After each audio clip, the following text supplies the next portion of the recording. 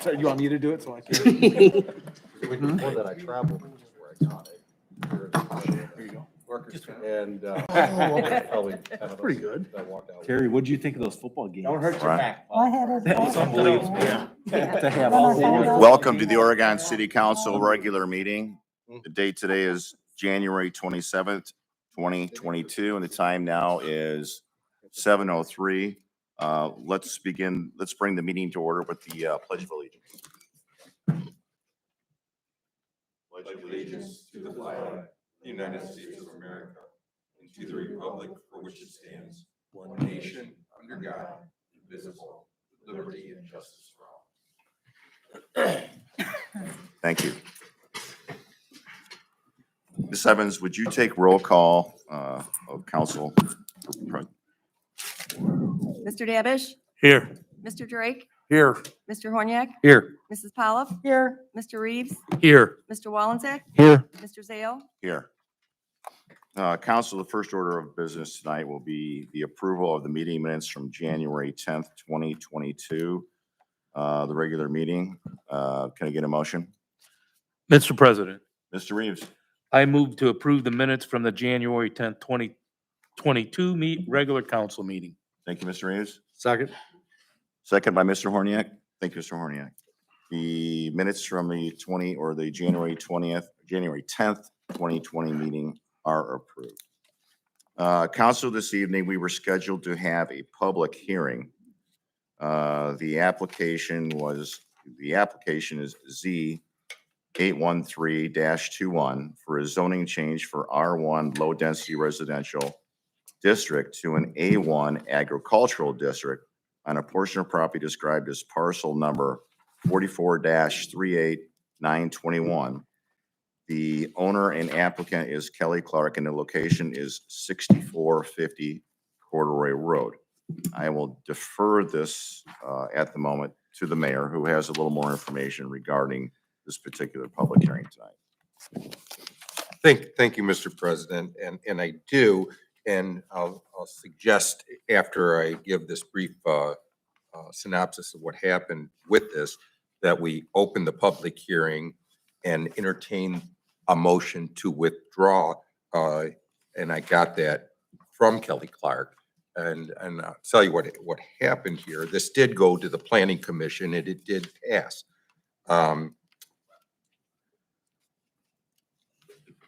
The Grahams are in there present today. We're not at that meeting, and this is an example of how our system does actually work, because they did miss that public hearing, and they did have some problems with the zoning change, but they didn't make it to express that. That's why we have the second public hearing where they were present and they were able to get their message out.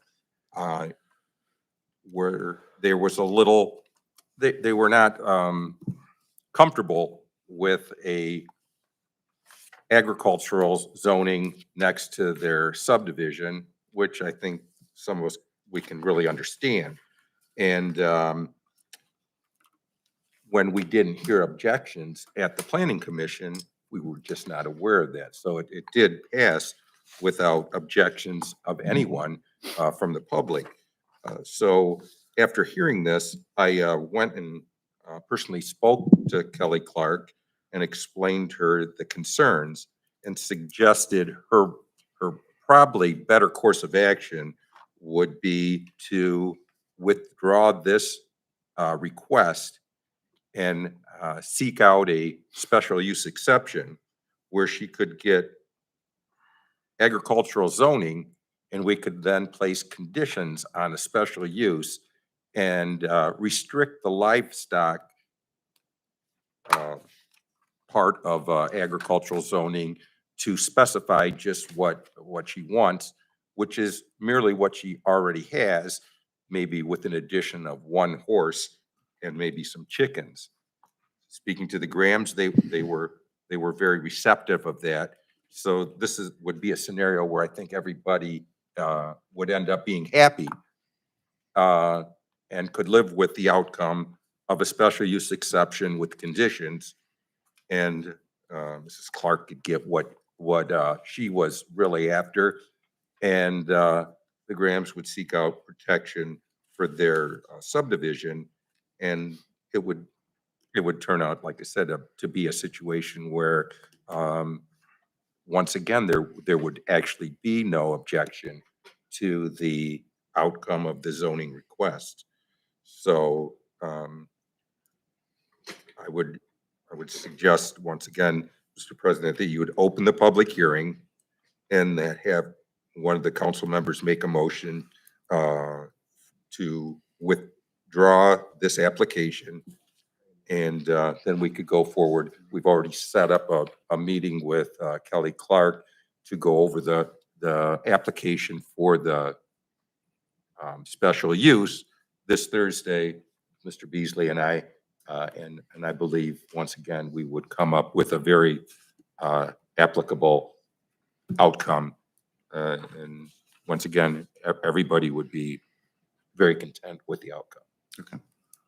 Okay, council, I will open this, this public hearing at 7:08. And I will entertain, First, you want to ask if there's any. is there anybody has any comments regarding this public hearing, either for or against? Hearing none. I do have a question. What? Mr. Mr. President, I Horniak, do have Mr. a Horniak. question, not in favor or against.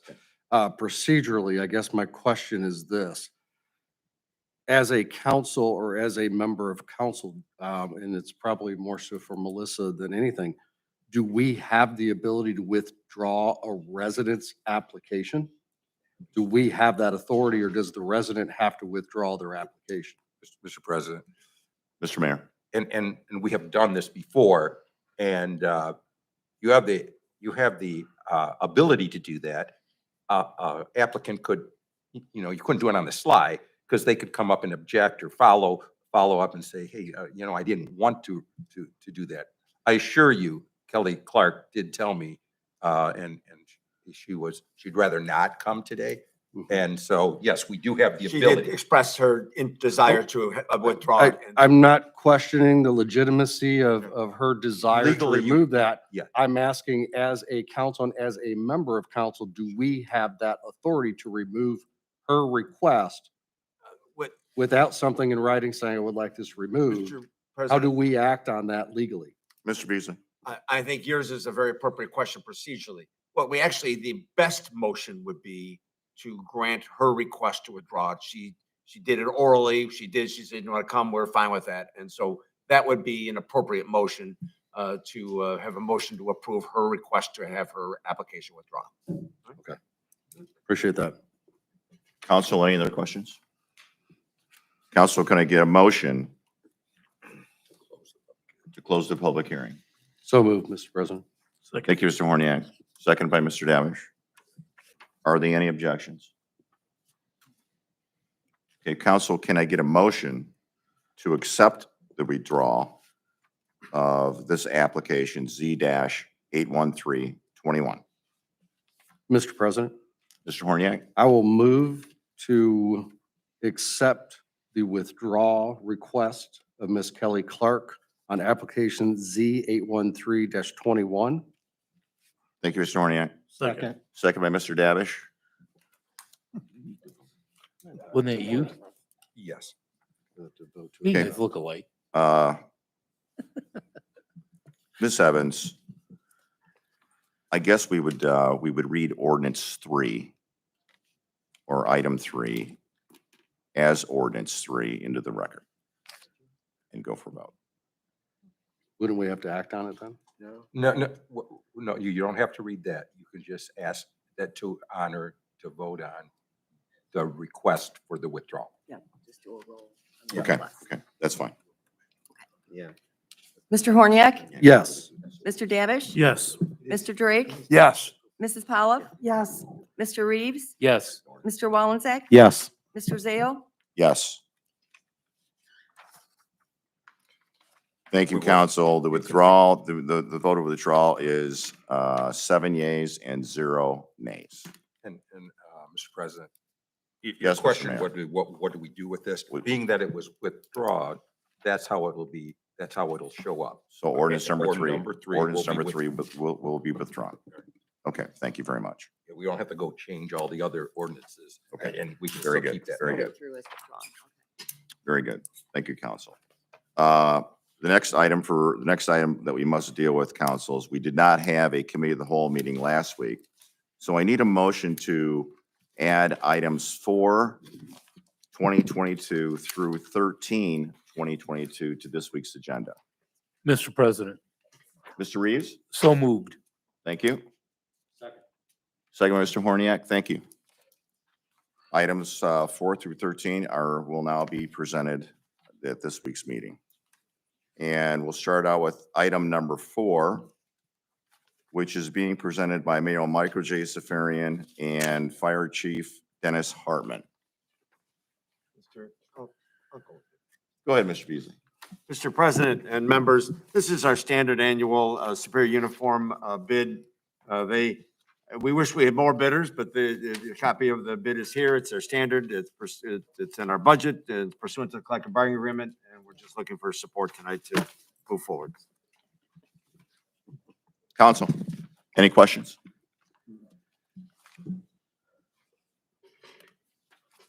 Hearing none, I will assign item 4 as ordinance number 4 and ask Ms. Evans to read it into the record. Authorizing the mayor and finance director to enter into an agreement with Superior Uniforms 909 Phillips Avenue, Toledo, Ohio, to provide fire uniforms and supplies as required by the collective bargaining agreements entered into between the fire unions IAFF and OPTFA and the city of Oregon. Council, Mr. President, Ms. Pauloff. I move for passage of ordinance number 4 of 2022. Thank you, Ms. Pauloff. Second. Second by Mr. Wallenczak. Ms. Evans, would you take a roll call vote, please? Mrs. Pollitt, Yes. Mr. Wallensack, Yes. Mr. Davish, Yes. Mr. Drake, Yes. Mr. Horniak, Yes. Mr. Reeves, Yes. Mr. Zale, Yes. Thank you, council. Ordinance 4, 2022 passes with 7 yeas and 0 nays.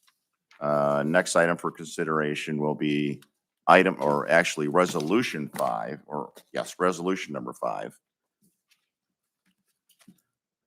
which is also being presented by it is right here. the mayor and Michael Beasley. So I'll defer to Mr. Beasley. Thank you, Mr. President and members. This is something that, just to underscore what we're doing today, this is a first step. This isn't a mission accomplished moment. This simply refers this issue to the Plan Commission that allows them to adopt a proposed zoning change and then forward it to this council where we will have a future hearing to discuss it. So there's already some things that I know that we're going to want to change at the Plan Commission level, but it puts the issue in play, refers it there to get started. And here's the purpose of this resolution is something that we've talked about over the last almost a year now, maybe 7, 8 months. Among the strengths of Oregon, its industrial base, among our challenges in our zoning code is that if in most of our zoning areas, if somebody wanted to put a power plant or a methanol facility in any of our industrialized areas, even a CI or even a light or heavy, they could put it in right now. We don't think that's consistent with what council intends or the administration intends. We think that we want to generally limit the utilization. We love the heavy industry that we have, and it's important to us, but we think that we've had our share and that we're looking to attract other types of industries. And so this creates a zoning category. There's no land in this zoning category, but we have to create the zoning category first. And then ultimately this council and the Plan Commission and the community can say, okay, what areas do we seek to include in it?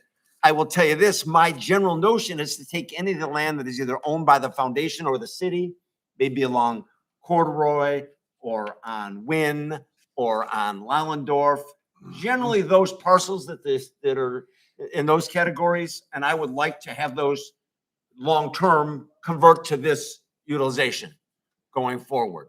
All right, so, but. Reboot. Reboot now. I don't know what I did. I sell the computer gods, I'm sorry. I will say that, when I describe the look we're going for, the things we discuss in here, and there's a lot of words in the resolution in the draft, the things we're providing for are looking for buildings with some more attractive landscaping. Tim Zale brought up a question of lighting. We're working on doing some, better being at night sky and that sort of thing that doesn't bleed out as well. We're looking to make sure we have a better and more attractive look to industrial zoning, so we achieve what we want to do. We're looking to attract essentially buildings that house jobs, not things that look like a big industrial refinery. And then it's almost, I know it when I see it. We have it described pretty well in this legislation, and we're going to go through it, and we'll go through it at the Plan Commission level. We're excited about what this can do for us. And I took drives around the ring around Columbus, around Arrowhead, around Detroit area. Here, I'll tell you, among the most attractive spaces that we see are, you go to the Willys Overland site. And this whole site is where they have the development is probably on about 70 acres, give you a perspective. And you can see the things that are included in our code in this. Our buildings are going to require to break up the mass both vertically and horizontally, so that when you look at it is things, how you make your parking lots more attractive, how you deal with fencing, how you deal with setbacks, how you deal with landscaping, so that these things can be better neighbors. We'll have our, for us, there'll have been the Architectural Review Committee will have the ability to sign off on their plans. And right now in our industrial areas, it's a lot of it, anything goes is the rule. We don't think that's what we intend as a community. And we're kind of trying to tell a message both to ourselves and to the community. We want to hold ourselves to a different standard. And so we're excited about the opportunities. The places that I thought, you can see how they break up the mass horizontally and vertically. They use landscaping elements. They use, lighting that works. The top line has some variation. They have parapets that hide the HVAC on the roof. Again, it's a better neighbor. And as we look at opportunities like this, and if you even come out, this is on, these are some pretty good sized buildings. I think this is about 300,000 square feet in that range. But that holds a lot of jobs, and it can be an attractive neighbor. So our goal is, between things like refineries and power plants and the places where people live, we can end up with these things between the things like refineries and our residential and more commercial areas. And we think it makes a win for us going now. So this is the first step. We've taken about 6 weeks working on the language on it. It's not done though. It just gets it in play. When we get to the Plan Commission level, we're going to go through a process and talk it through. If you have, once you take a look at things, there's ideas that we'll have a chance to make adjustments to at that level. And then ultimately when it comes back to City Council, we have another shot at it. So there are things that I can guarantee I wish we would have thought of that we didn't. All right. What are the factors that I didn't think of that? Now's our chance to do that, because there's so many little pieces to this and so many different sections on it. But it's something we've spent some time on, and actually I've kind of enjoyed the process. So we're looking for ideas, but this simply refers it to the Plan Commission. There's no legislation passed. There's not any change to the zoning code. And then subsequent to that, this body and the Plan Commission have to look at which lands should we zone in this, if any. All right. But we can't make anything zoneless until we start down that path. All right. So we're excited about it, making some rules. There's ways you can make your industrial space more attractive, and I think Oregon could benefit from it. That's the bottom line. Thank you, Mr. Beasley. Council? Mr. President. Mr. Horniak? Mr. Beasley, I think we're certainly working in the right direction on this. And I think over the last many months, I think we've all agreed that there's a consensus to, I'll say, an attractive aesthetic industrial base, as opposed to, I'll say, more smokestacks, if you will. In your conversation with other folks and other communities and things around there, and I would share some that I've had with some business developers and builders. This is fairly commonplace in a lot of communities these days, correct? I mean, there's not a lot of pushback to the concept because most communities have said, we want something a little bit more aesthetically pleasing because the mix between residential and industrial, commercial is so much more intertwined these days. Is that kind of what you're hearing and That sensing? is what I'm hearing. Mr. Chair and Councilman, there are other communities that have done a lot of peaceful coexisting. If you go out to Perrysburg, Mhm. there's, very high quality subdivisions. Immediately the other side of railroad tracks from subdivisions. It's going well. It's working for them. It's providing jobs and tax base and moving forward the community, and it works well. Some communities have done this with the rules of like a private development, like Arrowhead has their own set of rules. It's all not necessarily in the zoning code. All right. Other places like the Willys Overland Park, they have a development plan that requires it. Here, because we're a little more spread out, we think it protects Oregon better to embed this in our zoning code and create this use. Now, there's flexibility and people can change zoning. Remember, there's nothing in Ohio law that allows the city to say, we won't look at a future zoning change. If somebody comes forward and wants a zone change, goes through its process and you have to say yes or no as it goes through its process. It's not withdrawn, but this is done. One of the things that's important to us is that there are unintended consequences that, boy, I wish I would have thought of that. All right.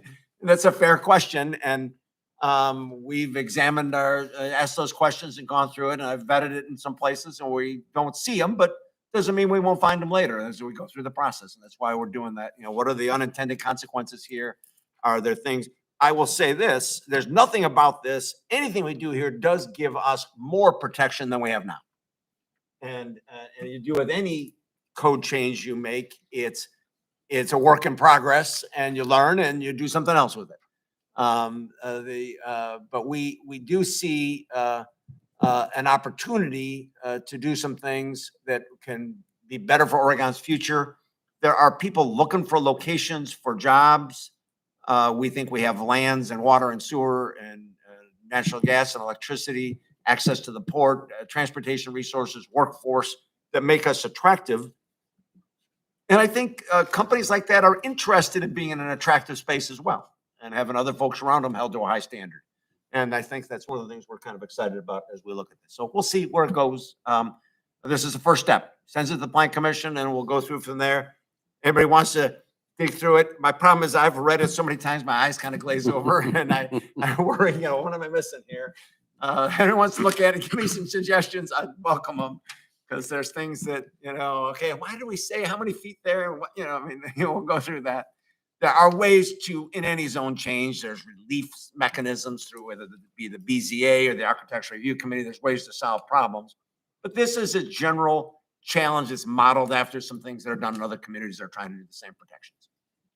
I'm excited about it. It's something I think it's good for us. Thank you, Mr. Thank Beasley. Thank you, Mr. Horniak. Council, any other questions? Hearing none, I will assign item 5 as ordinance 5, 2022. Resolution. I'm sorry. Or resolution, I'm sorry. Yes, resolution 5, 2025. And ask Ms. Evans to read it into the record.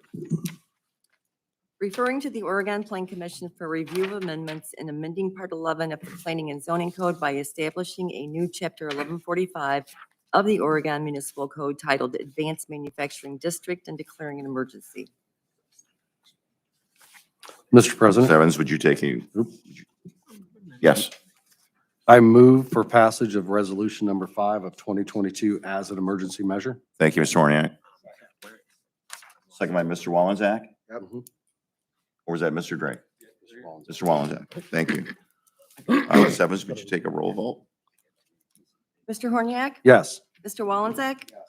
Mr. Davish? Yes. Mr. Drake? Yes. Mrs. Pollock? Yes. Mr. Reeves? Yes. Mr. Zale? Yes. Thank you, council. Resolution 5, 2022 passes with 7 yeas and 0 nays. Our next item, which is also presented by Michael J. Safarian and City Administrator Michael J. Beasley, is item number 6, And I will refer to Mr. Beasley. Mr. President and members, this is an item that we discussed during our budget process, and we, as we know, and obviously was not without controversy, that the regional the local governments voted to adopt a regional 911 system. Oregon was not a yes vote on that, but the region did vote for that. And this is now the way this service is provided. We did explain that our own system, our budget for that shop would have been about $1.2 million this year. The bill for this year will be $768,604. We did say during the budget time that we also had a bill for the fourth quarter, but because we hadn't budgeted for that, we would pay it during 2022. And the first bill was high, if you remember, because they budgeted for overstaffing, but said it would come down during the first full year. So our cost for this is about $768,000. It's we're obligated by law to pay it, and they'll be working through their issues at the 911 center. All right. Mr. Beasley. Regarding this amount, 768,000 and, change. Do we expect this amount to decline in the next few years, or is this or can we expect it to go up? Because Mr. President, I think they expected it to decline over a period of years to get to about this number. I think this will will go up and down with inflation. It won't, just like ours would here. I don't expect it will come down much more than this. They made some decisions in their early stages. They went with a little more supervision than their initial plan. I think this is about, relative to our expense, I expect it to be about this. Now, as we look over time, over utilization rates, our proportion of that can go up or down. I think the way we use it could change a little bit and could reduce our costs a little bit, but I don't think it'll be a significant difference. that was my next question. We're kind of getting billed on the amount of usage. Mhm. And I would imagine this particular bill is based on an average of what period of time? It's a look back over a period of years, and it's an average calls based across the community, and it will be adjusted every year as they look back on how those averages change. Okay, thank you. Mhm. Thank you. Council, any questions? Mr. President, Mr. Drake? I got a question for Mr. Beasley. The amount that Oregon is request to pay, how do they determine, like, does Maumee pay? Is it based on citizens, calls? It's, Mr. Chair, Beasley? Mr. President, yeah, Beasley? it's based on calls.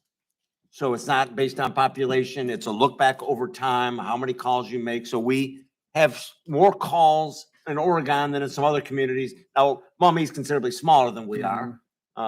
They're about, about 15,000 to 20. But we have more calls, I think, proportionally than they do too, as well. So it depends on the calls, et cetera. But it's a look back based on where does the demand come from, and then it's apportioned out. Obviously, Toledo has more calls per capita than we do, and they end up paying a higher share, et cetera. All right, thank you. Mr. President. Thank you, Mr. Drake. Mr. President? Mr. Wallenczak? Thank you, Mr. President. Along with the phone calls that are from 911 and go through the call center, have we done our job of putting out the non-emergency number so we do not direct more calls than needed into that facility? Mr. Chair? Mr. Beasley? We believe we have. We know over the history of 911, if you ever monitor the calls, there's always a lot of non-emergency calls that go to 911. It's always happened in any community. There's also calls that come into the non-emergency number that should go to 911. It's just the way it is. We believe that we've put together a system that works for us. And there's where other communities are using similar approaches. We're, can continue to work to make sure we communicate that. We're not overburdening it with non-emergency calls. That's not our math problem. Thank you. Thank you, Mr. Wallenczak. Mr. President? Ms. Paulo. This is for Mr. Beasley also. With us paying this amount and the variables, even though it's minuscule between the 5.6257% opposed to this 5.6278%, is there any way that we can get a yearly, how many calls were answered? and- Sure, absolutely. We can, I would like to great. see that. with that'd the be an bill that we've interesting, got. that'd be an interesting piece of data for us. Yeah, I'd like to see, calls, how, I mean, I'm sure we can't get down, or could we, to how quickly they're answered or. Sure. Oh, yeah, we can or get that what the data. operations We can were get on that each data. call. Sure, they have very complete data in each category there. If more data than we'll want, but I think we can get it. No, that, as long as we can see what we're paying for, I think It'd be great. that would Thank- be the best way to go.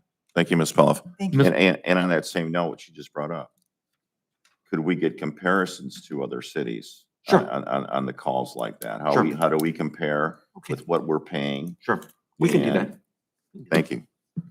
Thank you, Mr. Beasley. Mr. President, Mr. Reeves. thank you. This might be to the mayor and/or Mr. Beasley.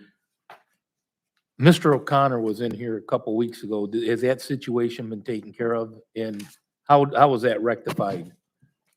Let me start. Okay, you can start. Mr. Beasley did follow up immediately with the 911 call center. And we did say we would get in contact with them, but we put him in contact with the call center. And they have addressed back and forth like 3 times now. And they're going through a process to verify that he will be responded to in his location.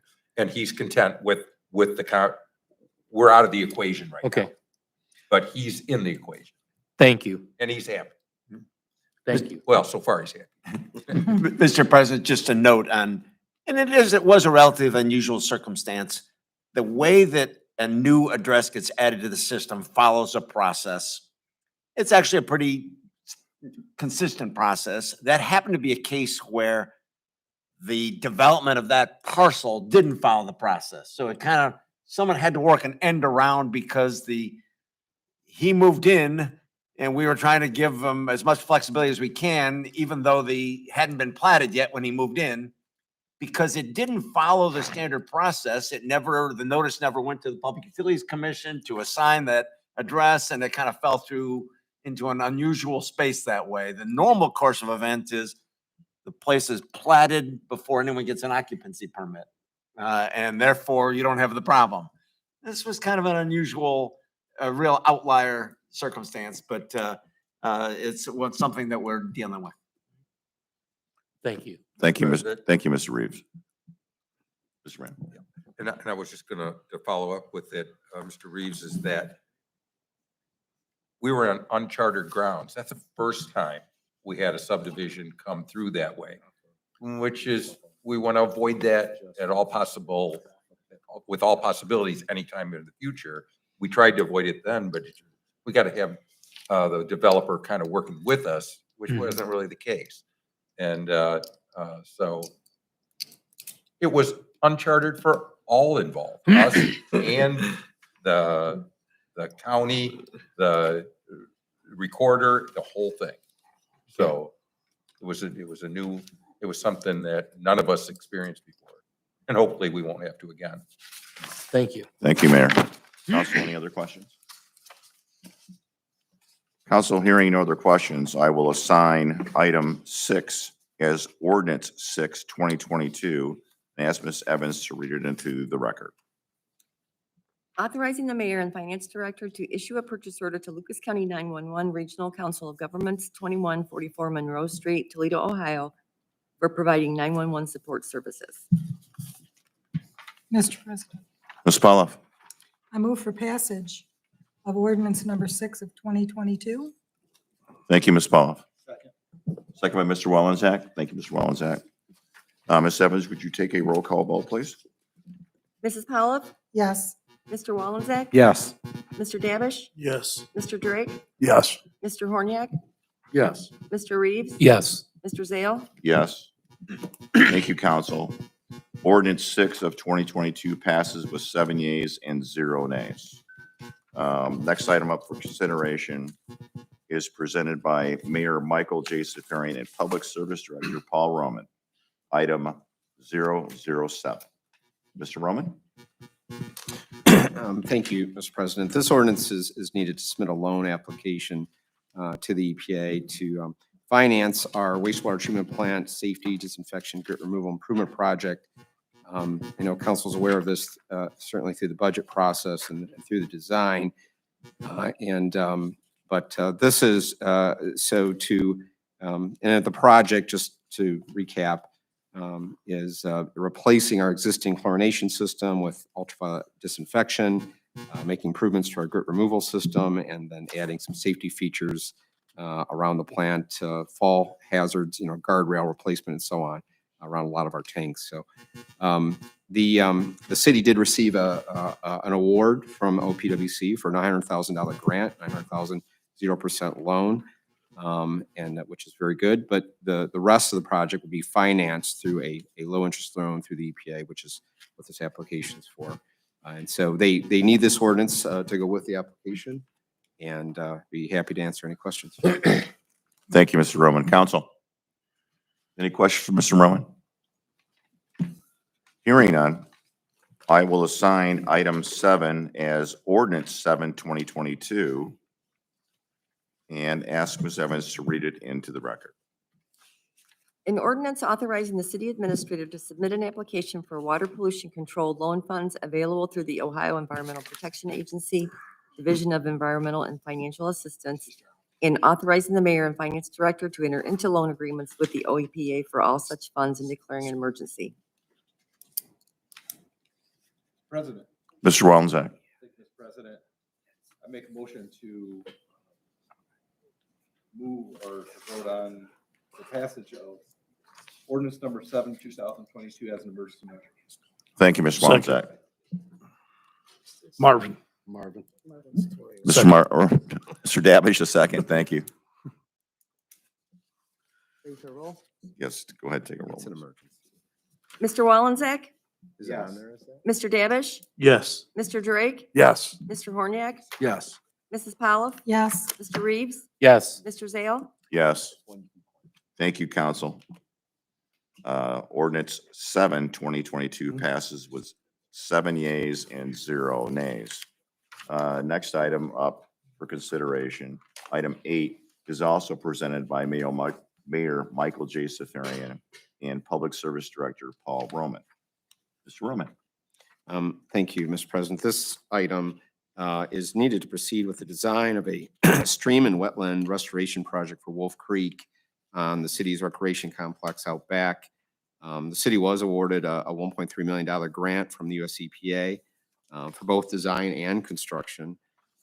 Project consists of widening Wolf Creek to create what's called a 2-stage channel and stabilize the stream banks through various sections of the complex. A map is included at the back of this exhibit, which kind of shows a plan view of what we're doing.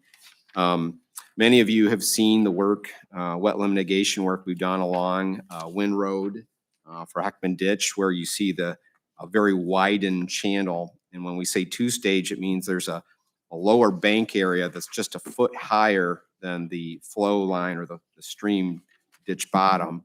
And that is where you have pools and riffles, and that's where you get a lot of the habitat restoration, which is really the healthy part to a wetland. So this is basically there's also a education element to it, being with the recreation complex.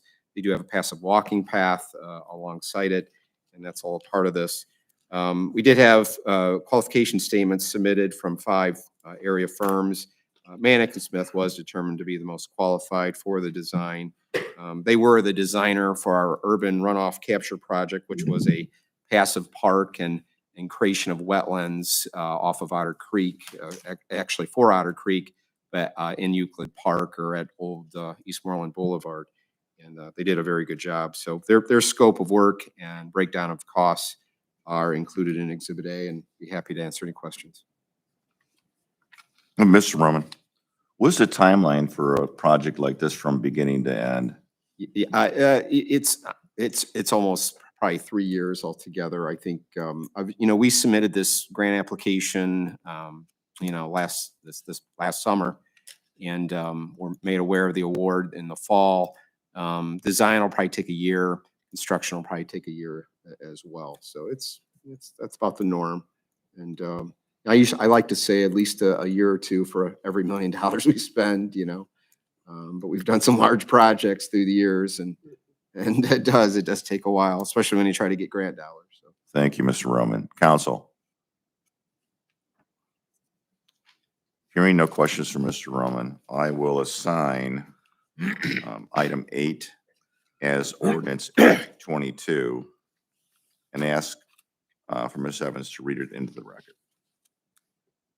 Authorizing the mayor, finance director, and director of public service to enter into an agreement with the Manikin Smith Group Incorporated, 1800 Indianwood Circle, Maumee, Ohio, to provide professional engineering services for the Maumee Aquamap BD 2.0 stream restoration at Oregon Recreational Complex project in an amount not to exceed $111,974.75 and declaring an emergency. Council? Mr. President, Mr. Davish? I move for passage of ordinance number 8 of 2022 as emergency. Thank you, Second. Mr. Davish.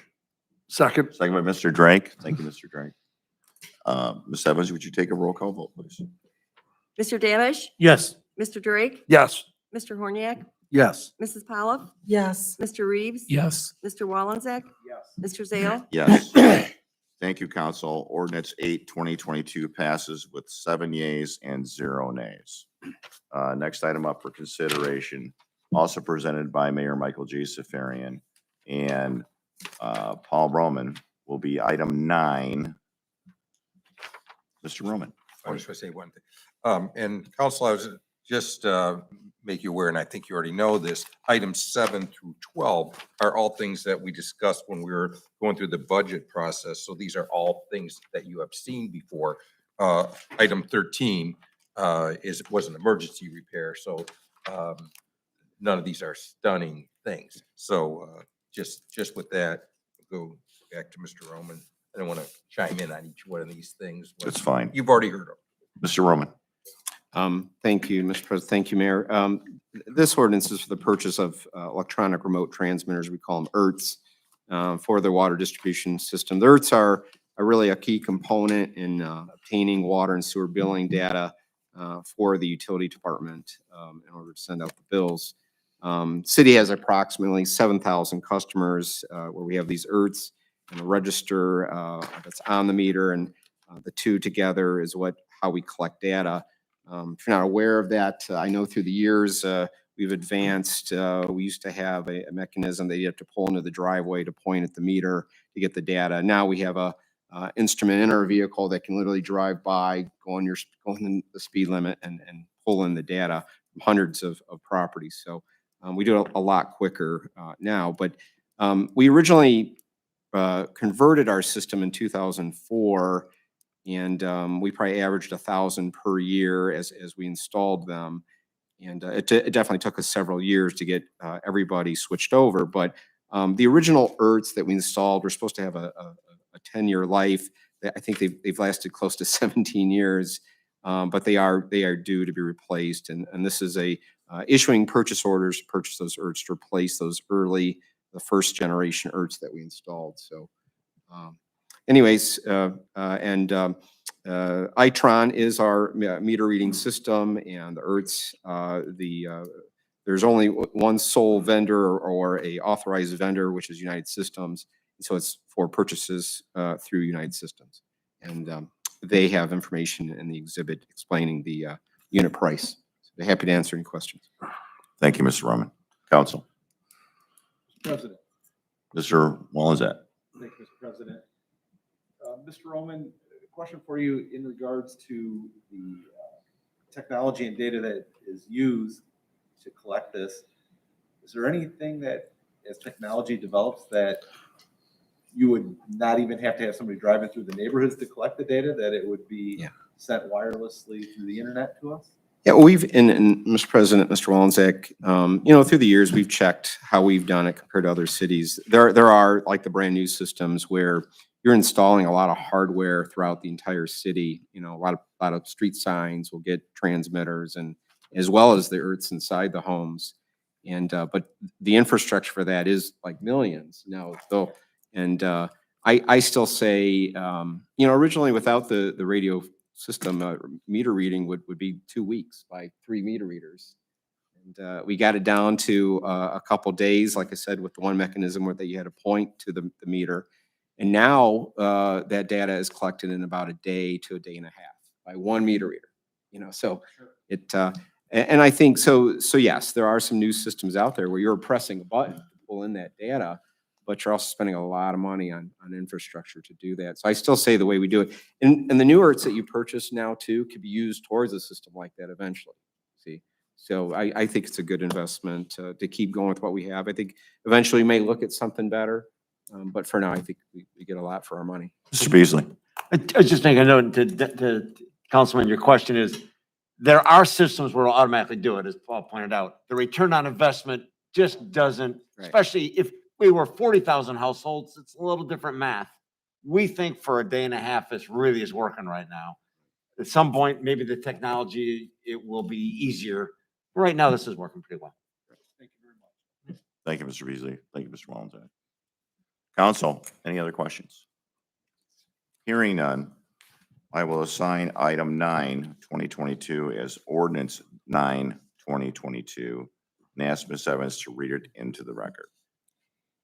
An ordinance authorizing the mayor, director of public service, and the finance director to issue purchase orders to United Systems and Software Incorporated, P.O. Box 547, Southwest 1 Boulevard, Benton, Kentucky, for the purchase of electronic remote transmitters for the City of Oregon Water Distribution Division and declaring an emergency. Council, Mr. President, Mr. Davish. I move for passes of ordinance number 9 of 2022 as an emergency measure. Thank you, Mr. Davish. Second, Second by Ms. Pauloff. Ms. Evans, would you please take a roll call vote of council? Mr. Davish? Yes. Mrs. Pavlov? yes. Mr. Drake? Yes. Mr. Horniak? Yes. Mr. Reeves? Yes. Mr. Wallenzeck? Yes. Mr. Zale? Yes. Thank you, council. Ordinance 9-2022 passes with 7 yeas and 0 nays. Next item up for consideration is item 10, which I will refer to Mr. Roman. Thank you, Mr. President. This ordinance is needed to execute the final right-of-way acquisition agreements for the Navarre Coy Improvement Project. Council recalls the properties involved in this particular ordinance are at the southeast corner of Navarre and Coy, which involves the third base drive-through carryout, as well as the First Federal Bank, which is just to the east of the drive-through. In addition to the easements, the agreements involve a land swap between the two property owners, in which allows access drives on Coy.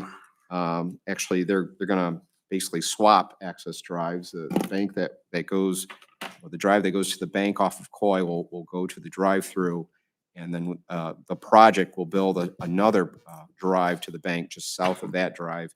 We do have a map that several maps in the exhibit that shows the new drive layout. But both properties worked well with the city and with each other and doing the land swap. And I think it's a much safer layout. Moving the drives further from an intersection is definitely a way to improve access. And again, both property owners were very fair. The cost of the easements involved and the breakdown of those costs are also in Exhibit A. And the dollars were budgeted, as the mayor said, budgeted for this acquisition. So happy to answer any questions. Thank you, Mr. Roman. Council. Hearing no questions from Mr. Roman, I will assign item 10, 2022 as ordinance 10, 2022, and ask Ms. Evans to read it into the record. Authorizing the mayor, finance director, and director of public service to enter into agreements with Danya LLC and Premier Bank, FKA First Federal Bank of the Midwest for the acquisition of temporary and permanent easements and/or a portion of property for the LUC SR 2-22.51 Navarre Avenue and Coy Road Safety Improvements, PID 109596, and declaring an emergency. Council. Mr. President. Mr. Horniak. I move for passage of ordinance 10 of 2022 as an emergency measure. Thank you, Mr. Horniak. Second. Second by Mr. Davish. Thank you, Mr. Davish. Mr. Evans, would you take a roll call vote of the council, please?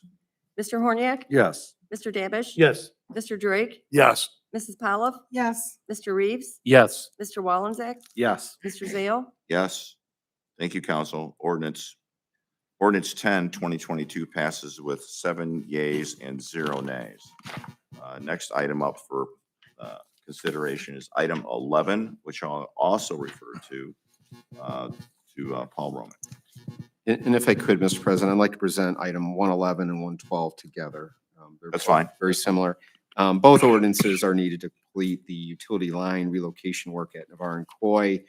Work involves taking the aerial utility lines of each utility and relocating those lines underground in conduits. We had hired Hanks Plumbing and Heating to put in conduits. Now, this is part of the second part of that, of having the utility companies put their lines underground. So item 111 is for Toledo Edison. Item 112 is for Buckeye Broadband. And their costs are included in the Exhibit A of each ordinance. And again, this work was included in the 2022 CIP budget. So that Thank you, answers any Mr. questions. Roman. Yep. Council, do you have any questions for Mr. Roman on items 11 or 12?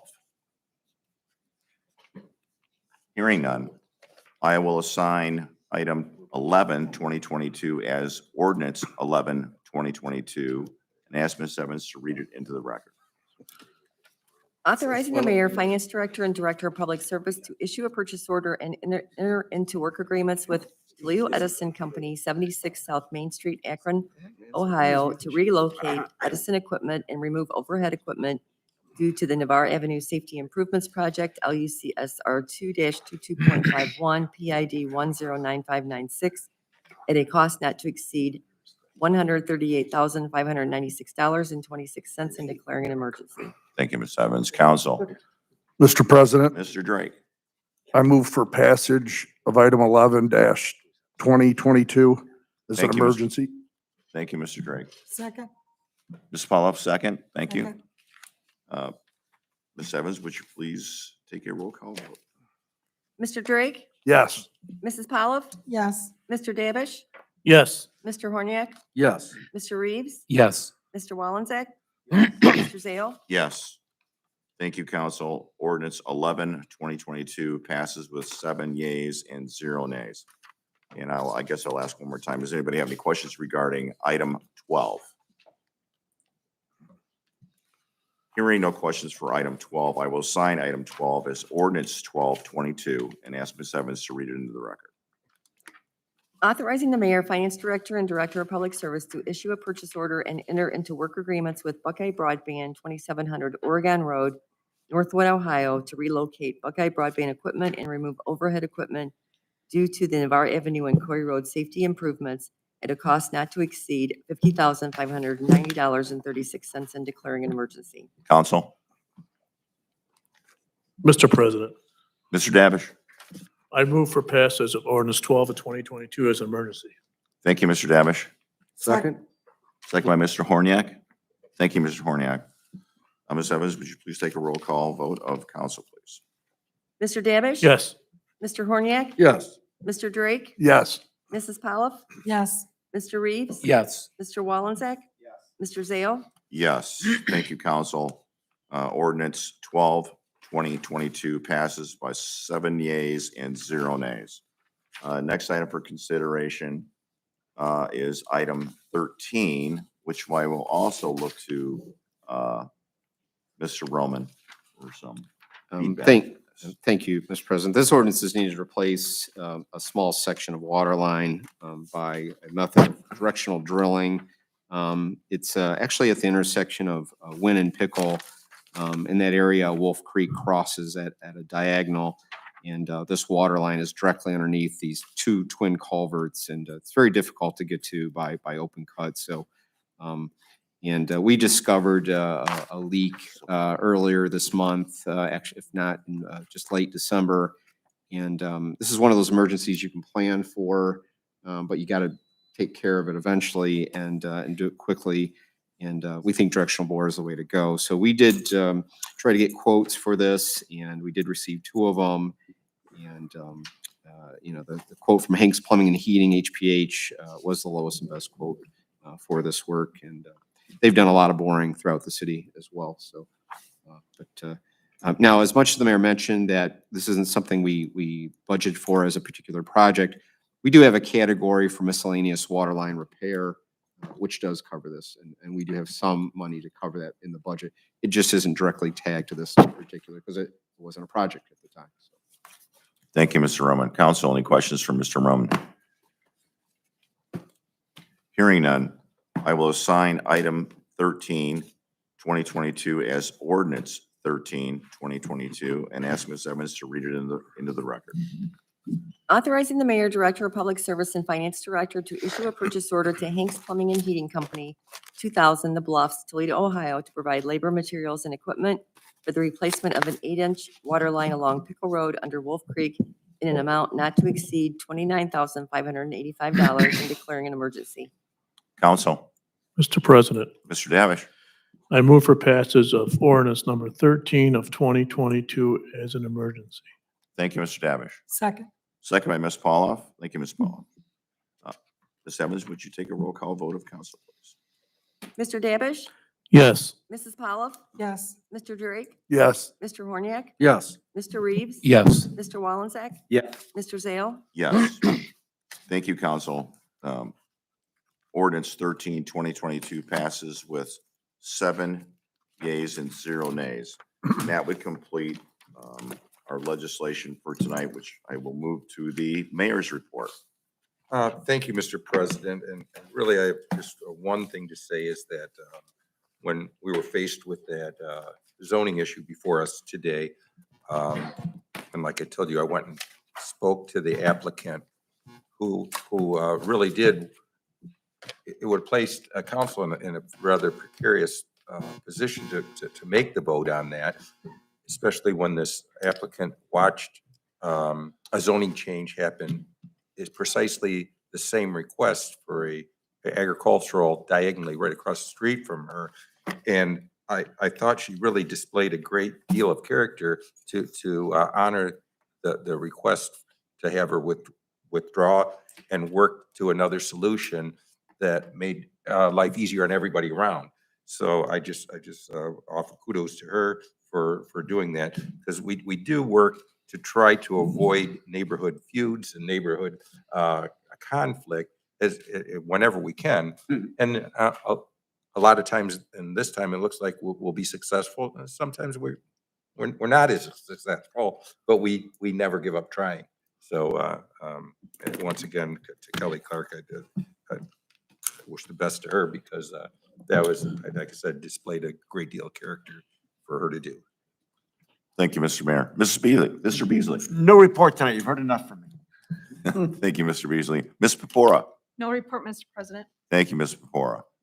Mr. Roman. No report, Mr. President. Thank you, Mr. Roman. Mr. Reeves. No report, Mr. President. Thank you, Mr. Reeves. Mr. Drake. No report. Thank you, Mr. Drake. Mr. Wallensack. No report, Mr. President. Thank you, Mr. Wallensack. Mr. Davish. No report, Mr. President. Thank you, Mr. Davish. Ms. Pauloff. No report, Mr. President. Thank you, Ms. Almost feel Pauloff. like I gotta have Mr. Horniak. no report, Mr. Thank you, Mr. Horniak. And we have no one signed in. Well, part of my report, I must bring this up. Next week, next Monday on the 31st is the 5th Monday of the month. So there'll be no meeting next Monday. Our next meeting will be February the 7th. And we have no one signed in to speak tonight. So I will seek a motion to adjourn. Mr. President, Mr. Reeves. so moved. Thank you, Mr. Reeves.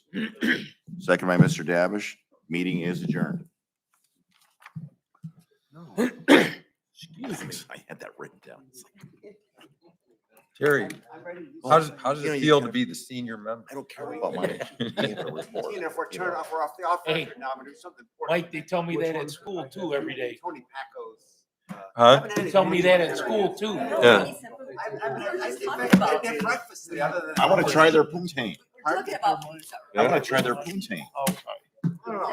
It looked good. It's brand new. All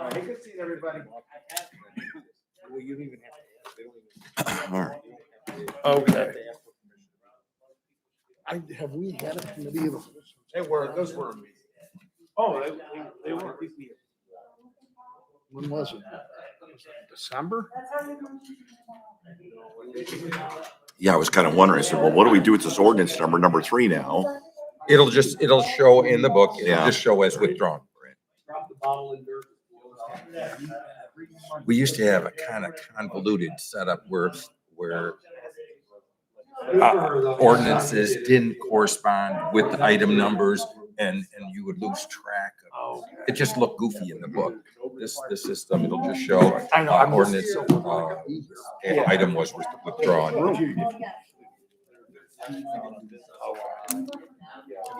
We all.